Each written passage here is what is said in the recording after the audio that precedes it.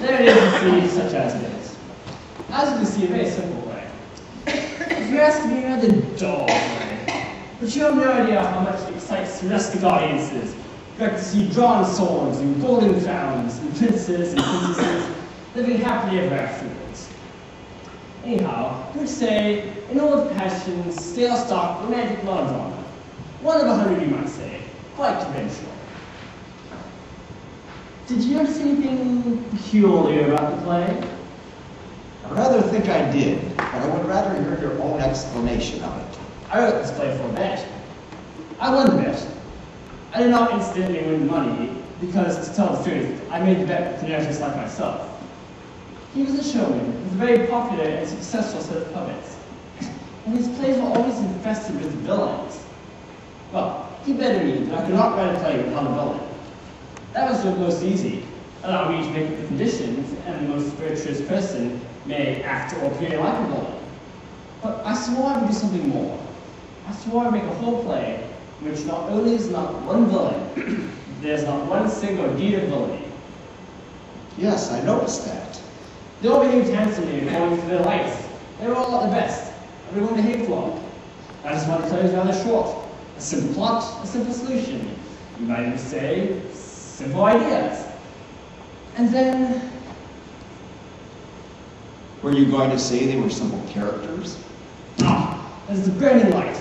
Those light which things turn transparent. Now I know I said you could read the heart. I know what it is you desire.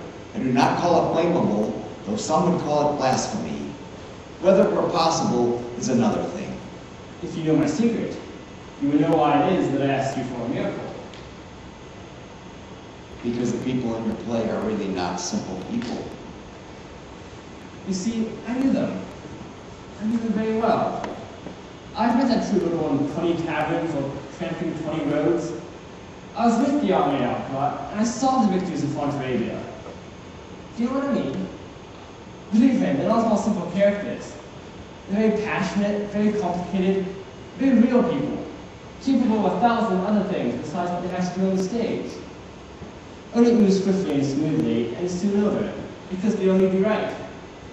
When a servant is a good servant, you hardly realize that you have a servant. And so these very real people flash by you in a few moments, and they seem unreal, because they only do right. Do you want them to do wrong? No. They could do right. They would do right. They have it in them to do exactly what they do in the play. They have it in them, and yet they have nothing in them. You are not content when they do right, and you do not want them to do wrong. What do you want them to do? I want them to be, and not to do. I want them to exist. You were saying you knew them intimately. I know them down to their vitals, and they do not exist. The comment at last. On the tragedy of the author. Of the human author, perhaps. You will say that they exist in my mind. As the tragedy of the author indeed. Why they only existed because I wanted to get them out of my mind. I wanted them separated from me and my life, and living lives quite different, and entirely their own. And so after all, they are. Am I a princess? Can you look at me as man to man and say that I'm a delicate, twisted, waking with a turn for religion? My whole purpose in creating these personalities was to put them away from me, to put them a long way off, where I could look at them from the outside. Because where have I put them? They exist, they have minds of their own. Why have they not got wills of their own? You want them to have wills of their own. I begin by reminding you that no man can work a miracle. But to some men, there has been granted a sign. Father, these people deserve to be alive. They're everything else except alive. They're intelligent, complex, combative, brilliant, bursting with life, and yet they're not alive. Critics who talk about real life say that my romantic ending is quite unreal. They say that the princess and the poet and the soldier and the saint would hardly have access to honeymoon. They're wrong. I know these people are much better than they do. It is they who go to labels and repair off the princess and the soldier as practical people. It is they who are misled by the label of the poet. For the princess, though she has her faults, more faults than they can guess, really does care about justice and the right ruling of things for the poor. And she's the first princess who ever had a poor man for a prime minister.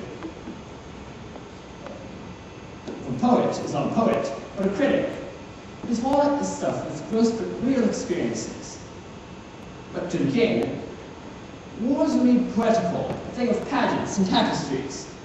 The princess does want to rule the whole world, while the king, who could conquer the whole world, doesn't want to rule it in the least. He wants to win battles with a romantic risk. In fact, he has exactly the same views of as Donna Maria. And as neither of them ever have any doubts about the duties of a lady or gentleman, they will pass their lives quite happily, in a dream. I've told you all this, Father, but I'm not quite sure that you heard me, maybe to show you that I do rather sit down. Father's moving. I never wound it up. He used to say, people used to say that these waxworks and dolls were ghastly and black-bellied because they were only puppets. But they are ghastly. Because they are not ghastly. Because they are not puppets. Now come in.